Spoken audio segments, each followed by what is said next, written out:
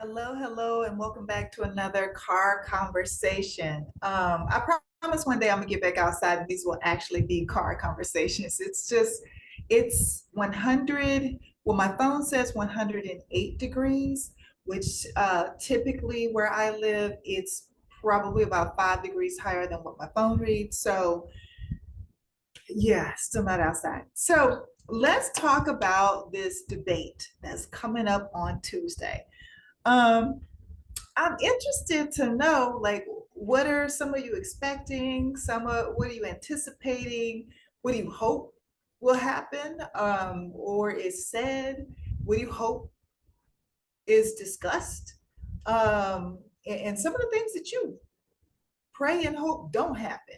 Like, what are some of those things? So, drop some information in the comments. Let me know what you're looking for in this presidential election between Kamala Harris and 45. Now, I'll give you some of my thoughts. Share some of my thoughts with you. Um, Number one, what I believe that Kamala Harris has to do is, I want to say punch back. I'm one of those, when they go low, we go toe to toe. I am of that philosophy. So I believe that she has to punch back, but punch back with the facts. Punch back with the facts, because if we have learned anything about 45, we know he's going to lie. he's he's just going to lie. That should be everyone's expectation. So I believe the proper response would be, instead of like a fact checking situation, punch back with just facts. Just come back with facts every time and receipts every single time he throws out a lie.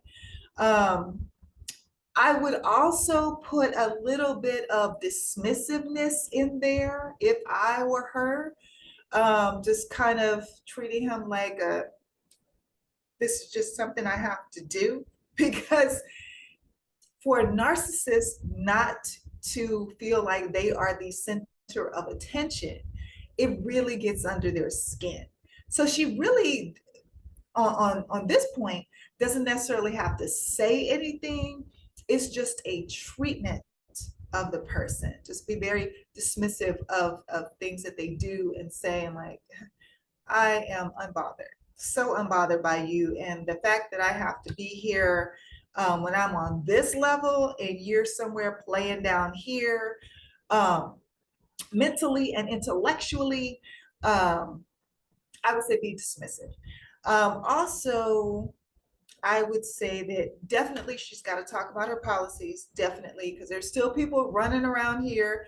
We don't know what she wants to do. We don't know what she stands for. What has she done in the past 3 years? We're hearing that every single day. And unfortunately, maybe because it's just what's around me, I don't know, my world, my community, but I hear from so many Black people, which is infuriating. Um, but again, like I said in a previous podcast, the vice president's agenda is the president's agenda. She can't be out here all willy-nilly. You couldn't have been out here just doing her own thing. That's not how the vice presidency works. So we need to hear what she plans to do as president.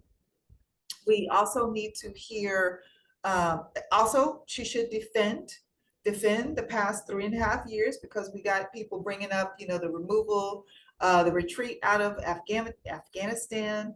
Um, People talking about, why are products still so high? I believe her policy on price gouging um, combats that one. But and there you go. People are worried about the cost of groceries, the cost of gas. Um, Here's my answer. Here's my response. Here's my program. Here's my idea. Here's my vision for helping us get through that. I also believe that she tends to operate better with less distraction. If you've noticed when she's been at rallies, when people are yelling out things and saying things, she does respond, but it's also a distraction. She responds and gets right back on message, but it's still a distraction. Like she can't uh, build that fourth wall, as we say in acting, and ignore it. She tends to pay attention to it and respond to those individuals, positive or negative, good or bad, whatever's being thrown at her. It seems to be a distraction for her. So I believe that the lack of an audience will help her. I also, in that same token, believe that the lack of an audience is going to hurt 45 because he feeds off of an audience. He feeds off of the laughter and the oohs and the ahs and the hand clapping. He feeds off of that. So, like we saw with the one debate between 45 and Biden, he just came out kind of like, I'm here, no excitement, no enthusiasm, it was just very low energy, just very low energy. Now, he did have his moments. He did have his moments. I'll give him that. But he got those moments because Biden was so bad in that debate. And I don't think he's going to have that opportunity with Kamala. So, at the end of the day, my summation, my prediction is that she's just going to wipe the floor with him. That's really all I needed to say for this podcast, for this messaging. She's going to wipe the floor with him. If you don't think that Kamala Harris is going to wipe the floor with 45, then you haven't been paying attention to Kamala Harris. Period. See you Tuesday.